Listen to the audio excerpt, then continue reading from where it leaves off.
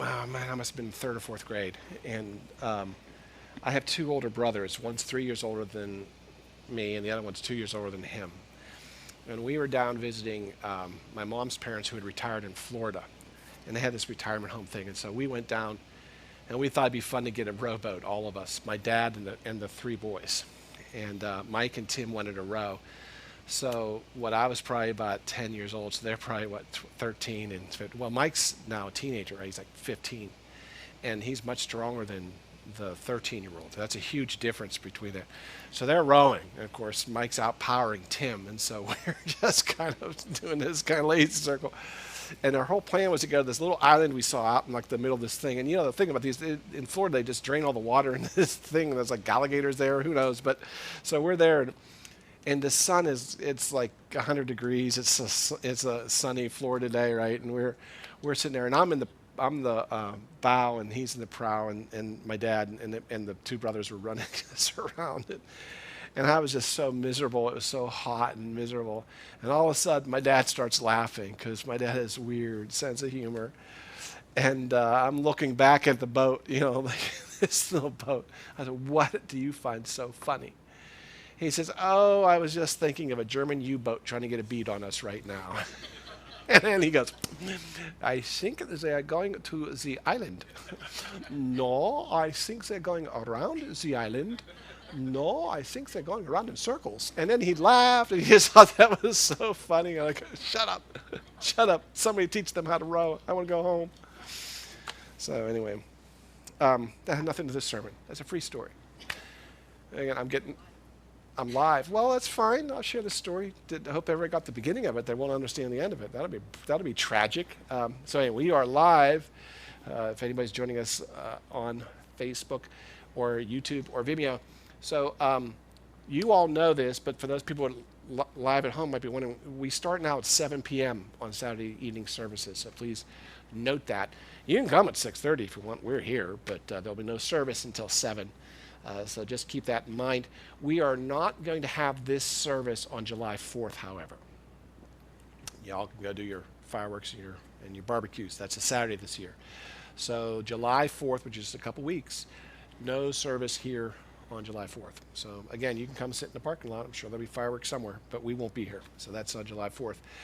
Thursdays, we are back in the loft. For those of you who want to join us live and in person, we're at Loft at 7 p.m. for Bible study. If you don't want to come in person, you like zooming in remotely, we'll send you the information. It's just contact Victoria or text or contact the church. See one of us. We'll get the Zoom information. You can join us. We had half of the people on Zoom and half the people in the room. Made for an interesting Bible study, but we'll get better at that. So that's going on. We switched our topics. We are now studying prayer. We are on a topic of prayer where we're going through the apostles' prayers. I'm trying to learn how to pray from the apostles because they probably knew. So that's what we're going by. So we're doing that. That's Thursdays at 7 p.m. Grief Share is back up and running. So this was your first week back, right? Yeah, this was coming up, but last week was this coming, whatever. This will be your second, right? Yes. I actually have one on the desk. I forgot to bring it up. I'm sorry. So that's at 6:30 p.m. in the loft for as long as it stays cool there. This is the problem with the loft. It sits over the Chinese restaurant, and sometimes it gets really, really hot. But right now, up until like today, we've had nice cool weather, so that's been great. So we'll continue there. When it gets too hot, you guys can move down here, I guess. It's cooler here.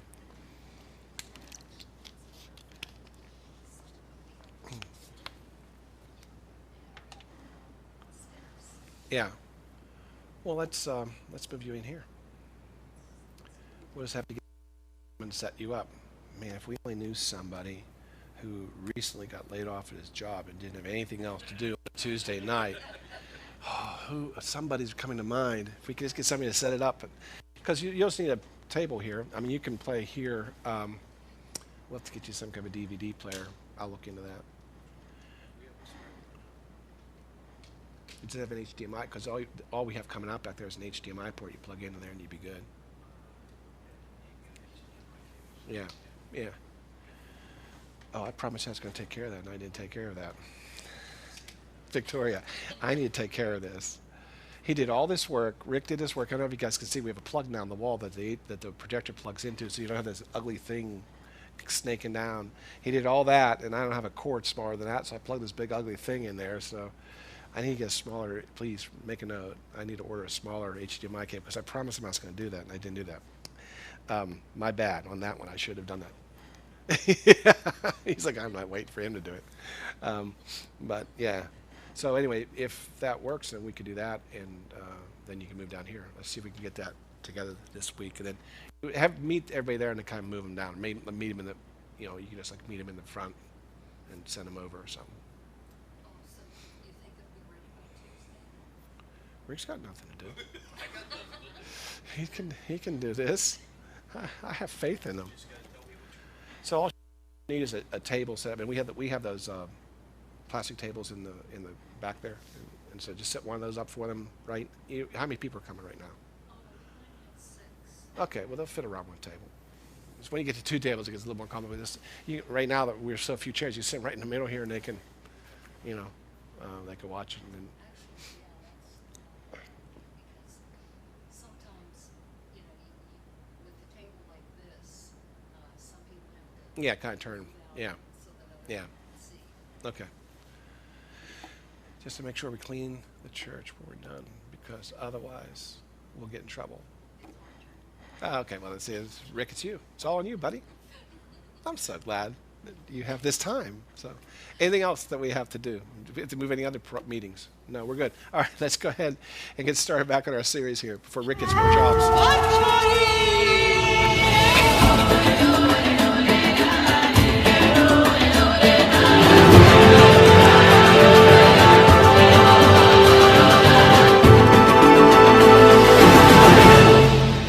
We're in week 7. This is a repeat series for me. Those of you who've been coming, you know that. I preached this first time in 2014. I'm going to come over and talk to Diane. Hi, Diane. I preached this for the first time in 2014. And the first time I preached this series, I was kind of a rookie preacher. And I've gone back, and some of the parts of it I liked and some of it I haven't liked. But today's sermon was interesting to me because I always kind of felt it was one of my best in the series before this morning. And then everything changed this morning. So this sermon is going to change a bit from the way I preach it in 2014.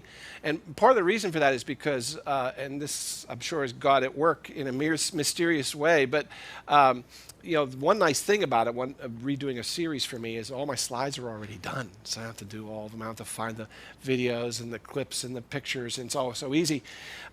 Except this one. This one's not there. And so I had to redo it all. I went back and watched it, of course, online, and I'm looking at my slides, get all my scriptures back and everything. And as I'm kind of putting it together, it's just really impressing my heart that the message was wrong last time. And the reason is because today we're going to do this very, very, very common sermon. You guys have heard this sermon before. It's the sermon of Shadrach, Meshach, and Abednego. Some of you know it that way. If not, you may know it this way. It's the sermon about the fiery furnace. It's a kind of a famous story out of the Bible. And I grew up in the church, so, we, in vacation Bible schools, we would cut out pictures of it. It was always this dramatic thing, this fiery furnace. So I've heard this sermon, I don't know, a couple dozen times in my life. And I have to say that almost all sermons kind of went the same place I went with it. Of course, the symbolism's great.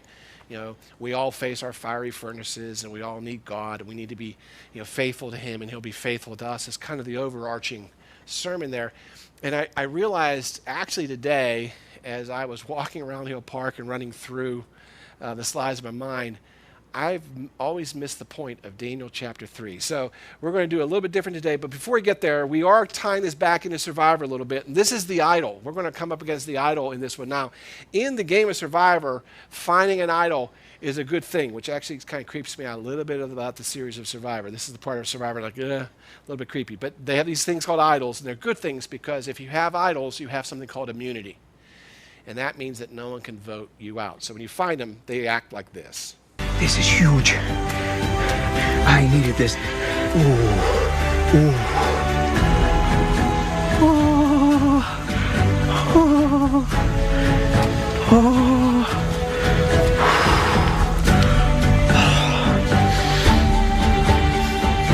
Oh. Okay.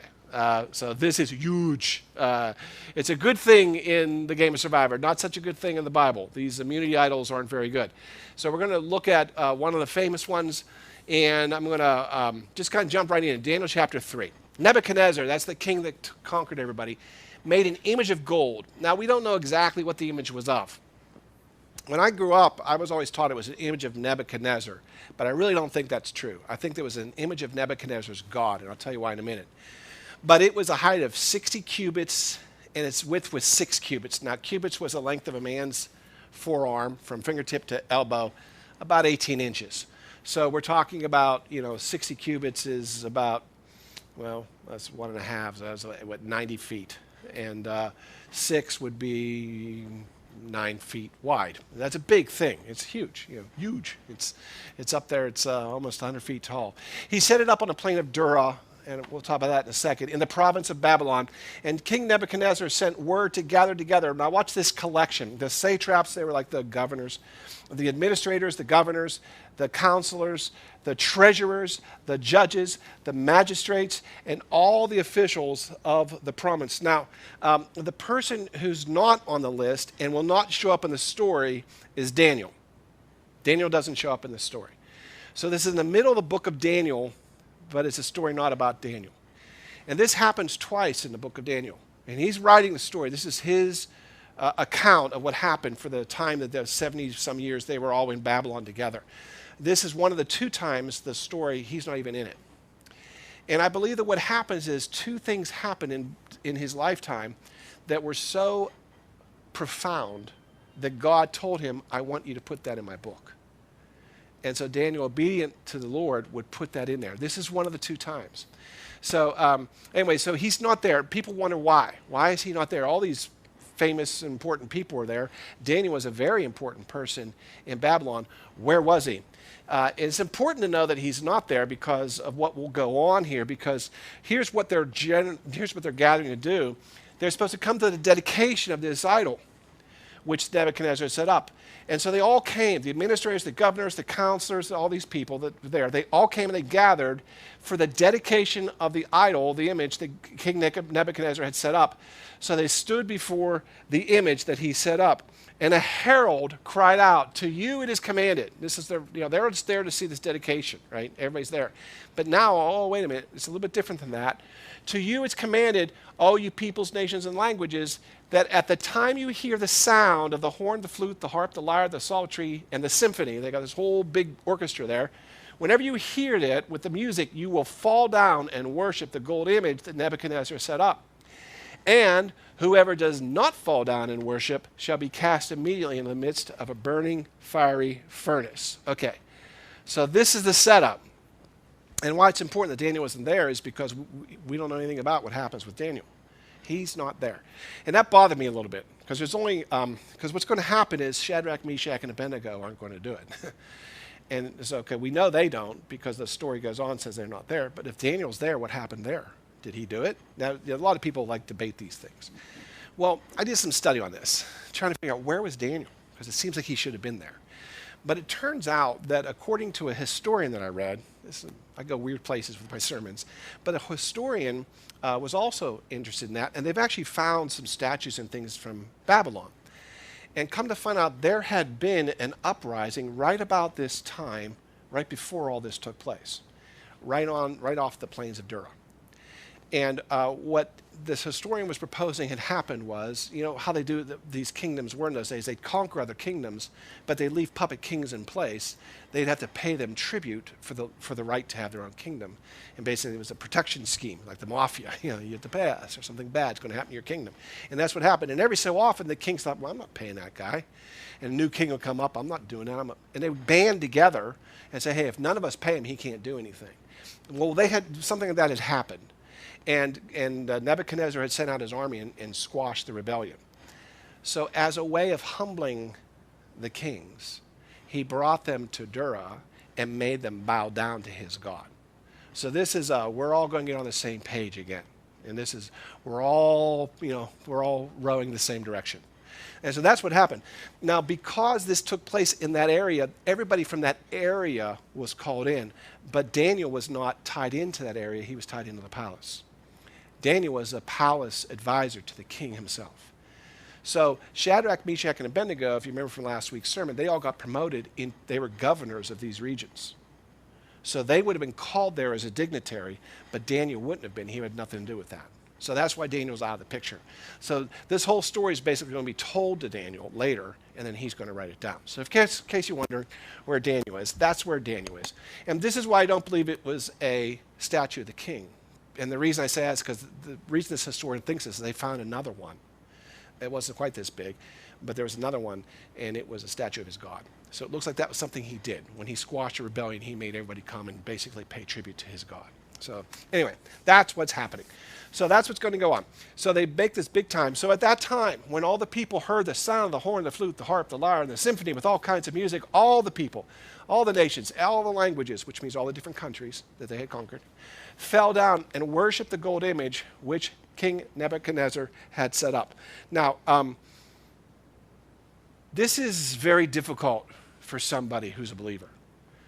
And I think we sometimes have to kind of put ourselves into the position of Shadrach, Meshach, and Abednego. Now, they've been faithful to God this whole time.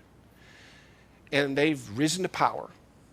They went from being a slave to being governors in about 3 years' time, which is just amazing. And here they are.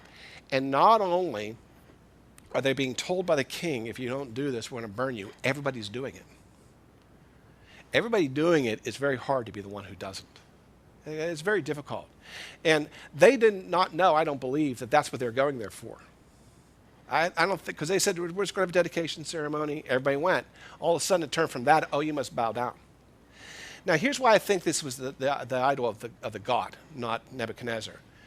Because if Nebuchadnezzar had just sat on a throne at the front and made people come forward and bow and kiss his ring, they would have done that.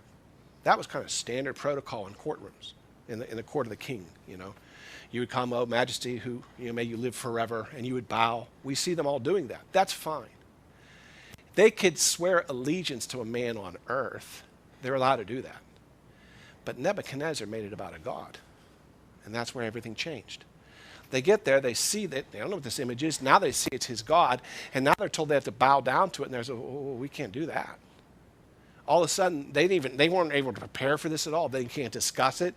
It's all of a sudden the music's playing and they're looking at each other, and everybody does it. Even Nebuchadnezzar, it seems, did it. Everybody's bowing, except for them. Well, that's a very hard place to hide, isn't it? When everybody's bowing and you're standing, people are going to notice that. You can't blend in. They don't have time to discuss it. They don't have time to think about it. They don't have time to pray about it. It's simply, bang, here we go. But they could not do it. And the reason they could not do it is because their soul was aligned with the soul of God. They had resolved themselves to serve only the true God. So we just can't do it. And you have to have these priorities set before the conflict happens. If you're going to try to set your, well, I'll figure that out when it happens kind of a thing, you're never going to make it. Because in that moment, you're going to bow like everybody else. You have to have that preset. You just do. And if you haven't got this preset in your mind, then when we're put in these situations, we're not going to be able to do it. And I wonder, what does it take to get you to bend your knee to an idol? Because it gets harder and harder and harder sometimes as the stakes get higher and higher and higher to stay faithful and true to what we believe. And this is what this was really all about. They were going to have to compromise what they believed. Now, this isn't a trap on them. It wasn't like they set it up to trap them. They do that later to Daniel. But this is just life. And so what happens next is almost predictable. Those good old Chaldeans, they're always the source of all the trouble. They come forward and they accuse the Jews. Well, we know which Jews they're accusing, the ones still standing. And they go to Nebuchadnezzar, King, live forever. You, king, made a decree that everyone who hears the sound of the horn, flute, harp, lyre, and psaltery, and the symphony of all kinds of music, I like how they always put all that in there every time, shall fall down and worship this golden image, but whoever does not is going to be cast in the midst of a burning furnace. And there are certain Jews, watch, here's the real problem, whom you have set over the affairs. In other words, that you made our boss. You made these Jews our boss. That's really the problem. You've set them ahead of the affairs of the province of Babylon. Shadrach, Meshach, and Abednego, these men, O king, have not paid due regard to you. They're going to make it personal on the king. They do not serve your gods, and they do not worship the gold image which you have set up. Well, of course not. But I just want to make it clear, they weren't trying to make a scene. They weren't trying to make a big deal of this. It's just they couldn't do it, right? It isn't that they came there knowing they weren't going to do it. They were asked to do something that was impossible for them to do. We can't worship another god. If you want me to bow and swear my Lord to the king, fine, but I can't worship another god. I cannot do that. My knee will not bend that way. Now, the king is angry, but I want you to watch what he does, because I think you can see why he got angry, and it's not maybe what you think. Nebuchadnezzar, in rage and fury, gave the command to bring Shadrach, Meshach, and Abednego to him. So they all brought him before the king, and Nebuchadnezzar spoke. Now watch what he says. Is it true, Shadrach, Meshach, and Abednego, that you do not serve my gods or worship the gold image which I have set up? Is this true? Now, what actually is going on here, I think, is he'd never expected trouble from them. They have been his most loyal and best governors. They've been aces. Daniel and these three have just been terrific. His problem was the other kings. He would expect to have a problem from them because he's going to humiliate them in front of everybody and make them serve his God. He never figured these guys would be a problem. So he's a little embarrassed by it. These are my governors. If they won't do it, how am I going to get those kings to do it? So he almost brings them forward, and he's trying to tell them, kind of between the lines, you can see here, this is making me look bad. This is the province that you have to govern. You really want a rebellion? We all need to get on the same page here. And you know that because he kind of says this. Okay, now here's what I'm going to do. If you're ready now, I guess you weren't ready before. We caught you off guard. If you're ready now, I'm going to have everybody play it again just so you guys can bow down. Right? Just get ready now. I don't want to catch you by surprise again. Ready? Just give me the cue. He says, if not, guys, I'm going to burn you. I made a decree. I'm the king. And I have the fiery furnace right there. And I will burn you. And watch what he says at the end. Who's the God's going to save you from me? Do you understand I'm going to do this and there's going to be nothing that can be done to save you? So if you're ready, we'll go ahead and do it again. And if you don't, I'm going to do what I warned you I'm going to do. And you're going to burn. Because there's absolutely nothing. So their choice is basically they could be a governor in a palace or an ash heap in the furnace, and that's it. Now, we know the story. We know how this is going to end. Those three did not. They had no clue what was going to happen next. So I want to put yourself in their position because I'm kind of trying to think what would it be like if I were there, right? And God has promoted me to a position of power in Babylon if I'm one of these guys. And I've done a good job for the people. The people probably love them. They're probably the most fair governors they've ever had. And I've done a really good job, and God has put me here, and I'm able to help a lot of people. My being here promotes Jehovah because everybody knows I don't serve these gods. I'm put here for a reason. Surely God put me here for a reason. Am I really sure that God wants me to make a stand here? Let's think about this for a minute. If I die as an ash heap in that furnace, my ministry goes away. I can't help anybody if I'm dead. Do I really believe that what God wants me to do right now is make a stand? And look, Nebuchadnezzar is being fairly reasonable here. I know why he's asking me this. Isn't it all about my heart anyway? I can bow and keep my heart clean before God, can't I? See, this is the kind of thing that comes in. In fact, there are Christian songs that kind of predict this. Like, this is a song from many, many years ago, but you may have heard this phrase, God did not lift us up to let us down. You know, he put you in this position of power for a reason. Why would he kill you now? It doesn't even make any sense. Maybe what he's telling you is to be wise and get moving forward. You have to look at the big picture. I actually Googled this. How do I make a difficult decision? You can Google anything. And so basically, when you took what they were suggesting, you might want to ask these kind of questions. Just, well, why are you here? You know, what's the purpose here? Or why did God bring me here? How will this decision impact my family? I have to take that into consideration. I'm not alone here, right? What about my goals? I have goals. I have a plan here for my region. And if I don't do it, these Chaldeans, they're evil. For the sake of the people, I got to think about that. What about my ministry, my work? Am I going to throw it all away? And God just looks at my heart anyway. Maybe I should really think about that. But the reality is none of that matters. Google has it entirely wrong. They're saying, think about all these things, but they thought about none of those things, and they were right. And the reason none of it matters is this. You can't compromise this. Compromise begins the moment you try to adjust your God to fit your circumstances. The moment that happens, you've begun to compromise. But you cannot compromise the truth. You can compromise your wants, you can compromise your desires, you can compromise your dreams. In fact, sometimes you have to. I will never play for the Pittsburgh Steelers. I have had to give up that dream. Just never going to happen. They're not calling. I don't even know what I do there. I'm never going to play for the Steelers. There's all kind of dreams I have as a kid, astronaut, cowboy. There's a lot of things I don't even want to be, but along the way I've had to compromise some of my dreams. That's fine. You get married, there's compromise in marriage, right? Okay, don't choke. It's true. You compromise. You don't always get what you want. Sometimes it seems like you never get what you want, but you compromise. That's fine. There's no problem, but you cannot compromise the truth. Because you can't compromise the truth. It's impossible. All you can do is believe a lie. It's like if I say, hey, I'm really hungry. I want to send somebody down to get me pizza while I'm preaching. And I give somebody, I said, just go get me a pepperoni pizza down there and bring it back. I'll pay you whatever it costs. Okay, they go down, they get a pizza, and they bring it back, and they say, hey, it was $15. And I said, okay, cool. I give them $10. Well, you said you were going to give me what I paid. Yeah, $10. But what I paid was $15. Okay, let's compromise. I'll give you 12. That's not a compromise. If you accept it, you're simply accepting a lie. Because what I said was I'd pay you back what you paid. What you paid was 15. Math is math. You can't compromise that. You can say, I don't make trouble, but you can't compromise the truth. 15 is 15, not 12. And if you have truth in your life, you can't compromise it. Whenever you try to compromise, all you're doing is say, okay, well, I guess I'll believe a lie. You can't go halfway like that. There's truth and there's lie, and you can't compromise. You cannot do it. So Shadrach, Meshach, and Abednego, I love it. They answer him after he's all done.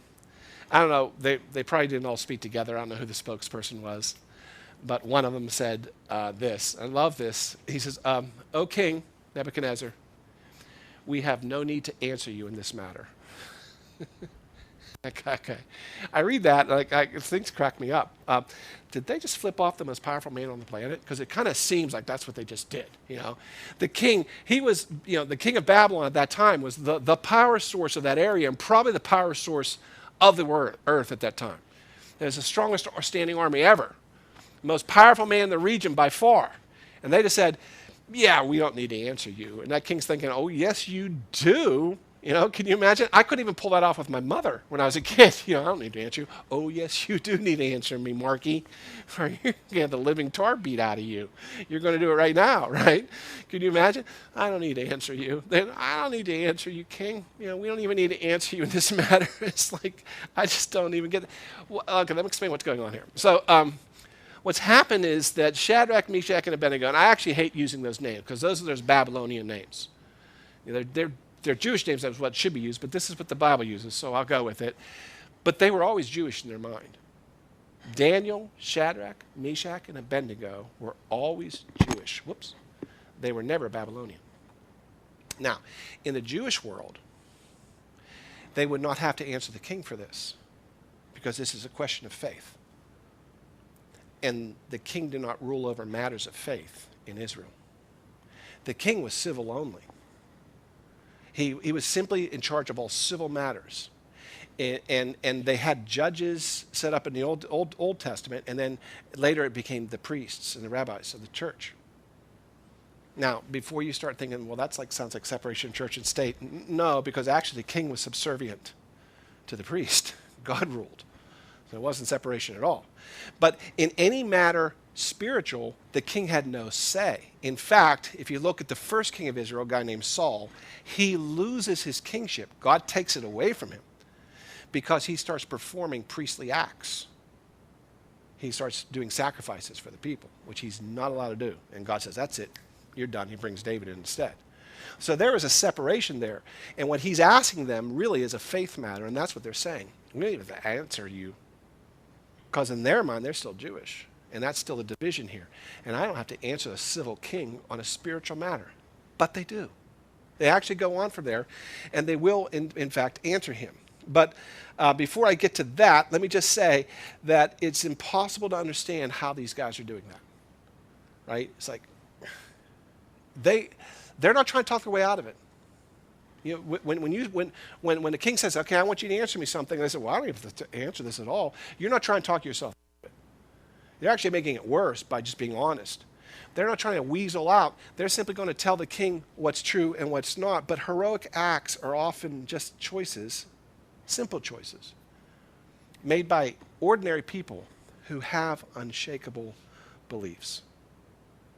And that's what we have here.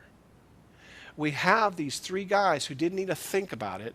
They had already resolved, we are never, ever, ever going to violate our worship of Jehovah. He is our God. No matter what happens, they started out with their food protest, and it's still going on to this day. They have never compromised what they believe. They just cannot do it. See, God cannot be God only sometimes.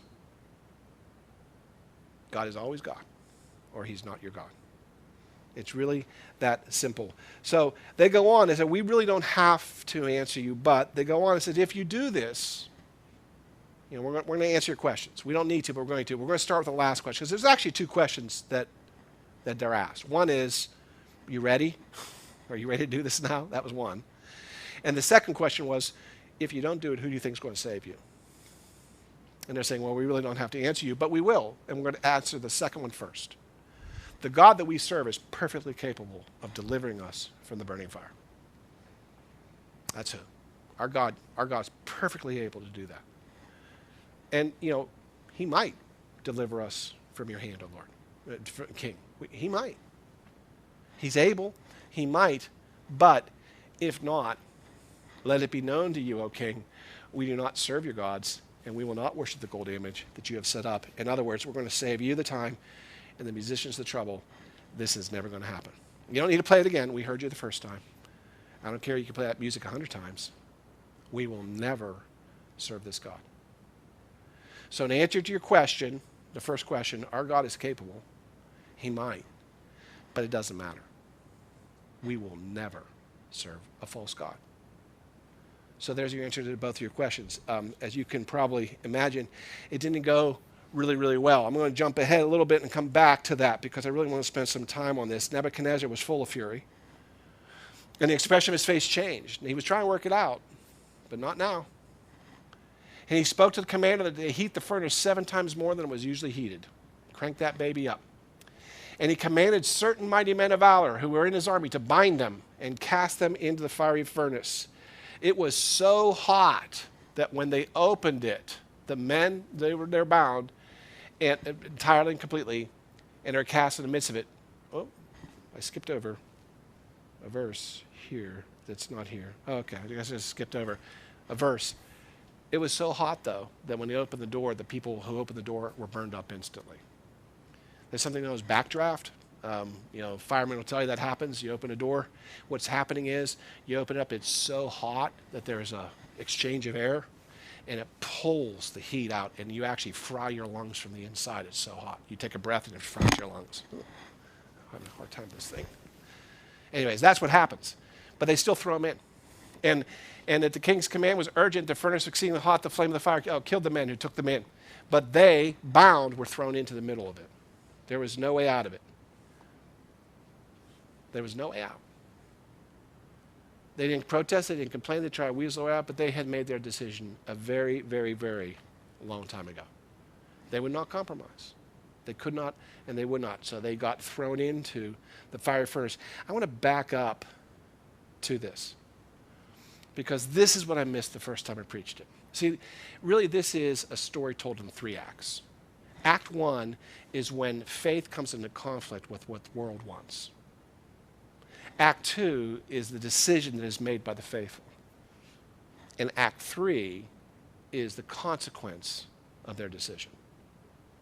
And I always want to get to the Act 3 because it's really cool.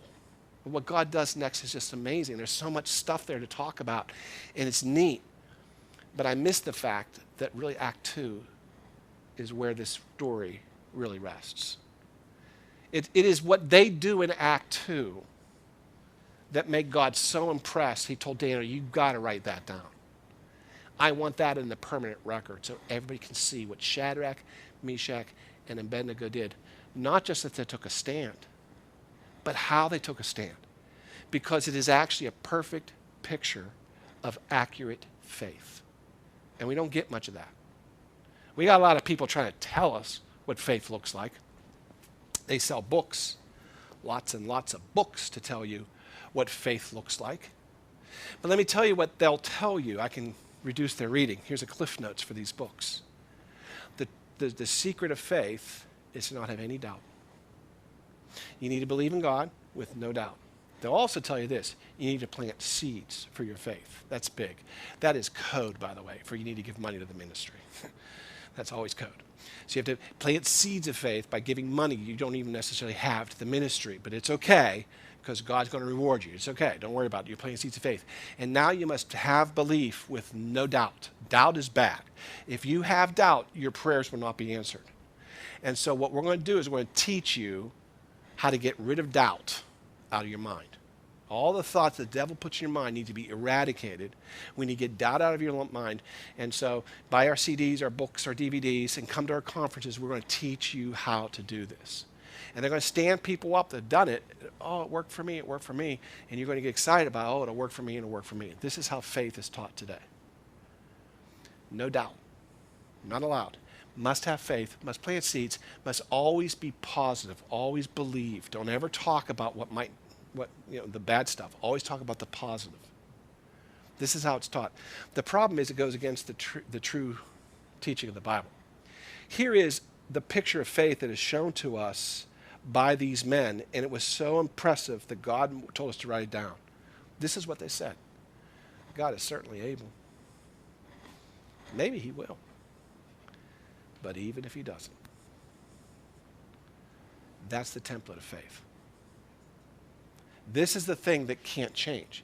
See, I can change out Act 1 because there are many ways that the world is going to come in conflict with your belief. In fact, in the book of Daniel, just a couple chapters from now, we'll see a new way. You can change that out. There's many things in your life that the Bible is going to come in conflict with. It might be somebody at work. It might be a Twitter mob coming at you. Who knows?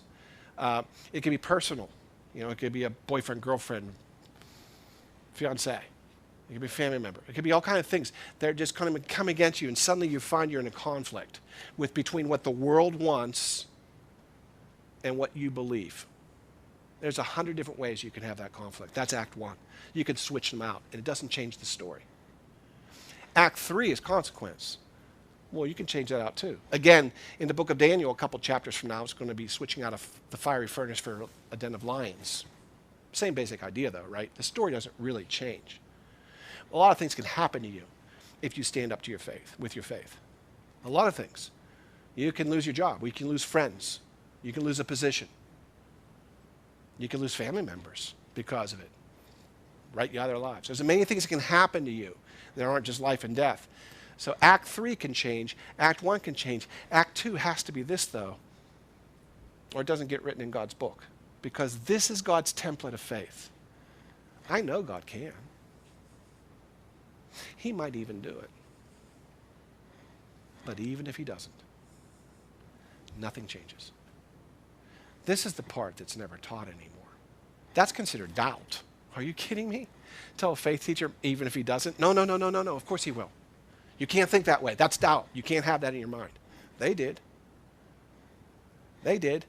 In fact, if I'm going to put my money anywhere, if I'm going to say, well, I really want to learn this, I really want to know this thing about faith, millionaires living in palaces bought up with other people's money, probably not a good place to go to learn about faith. You know where you need to go?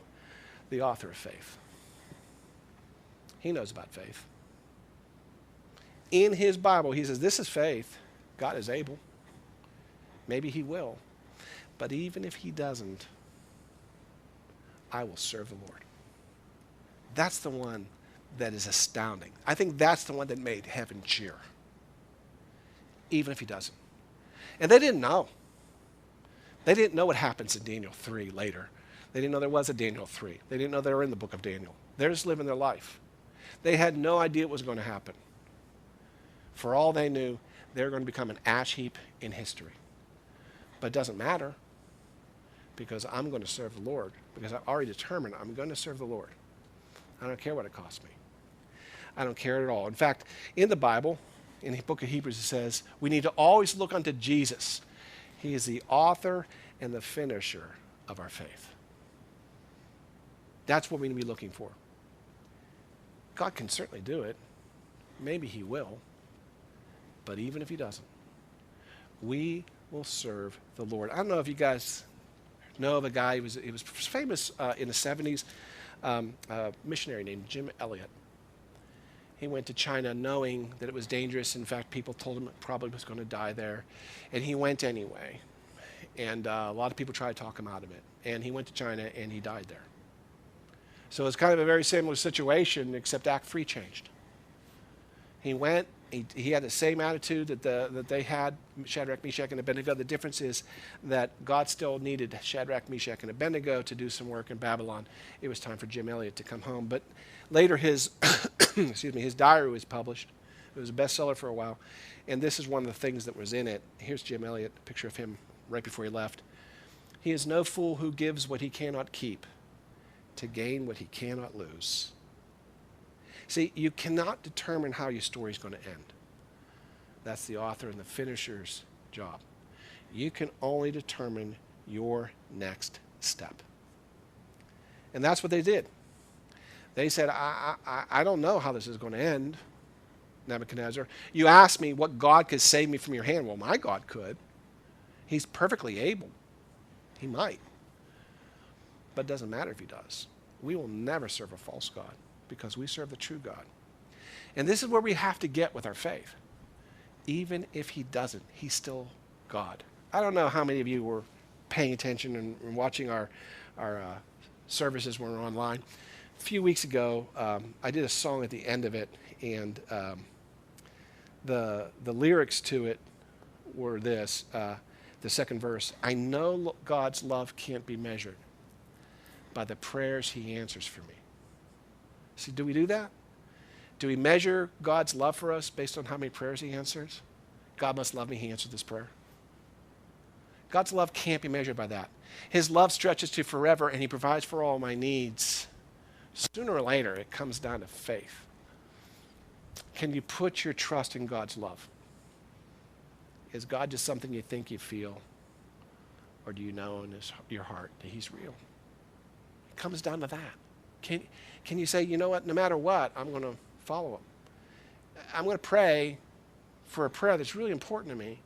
And I know he's able, and he might answer it. But even if he doesn't, it doesn't change my attitude. It doesn't change my belief. I'm not going to measure his love by that because I know God loves me forever.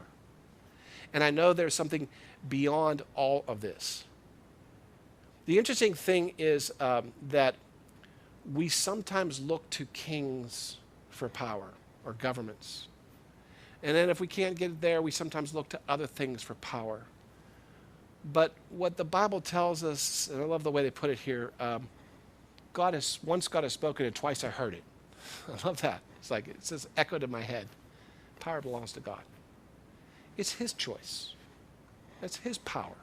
It's his choice. He'll make the decision. The funny thing is that when they bring them back out, they're fine, of course. That God does save them from the furnace. And Nebuchadnezzar is amazed. And he shows them to everybody, and he says, look at the men upon whom a fire has no power. The fire had no power on them. Well, of course not, because power belongs to the Lord. And what Nebuchadnezzar kind of realized there was, first, he found out that fear had no power over them. And then he found out that fire had no power over them. And finally he realized, guess what? The king has no power over them either. You can't burn them. What are you going to do to them? That must have been pretty scary for the king. Look at these men. The fire has no power. It wasn't just the fire. because power belongs to the Lord. He will use it. He will do what he sees fit with it, and we have to trust him on that. And we also have to understand that it's not all going to happen here. This is a temporary position for us. The real position was coming after this. And that's what they knew. It doesn't matter what you do to us here. In fact, Jesus flat out tells us that. He says this. He says, what is the profit of man if he gains the whole world and forfeits his soul?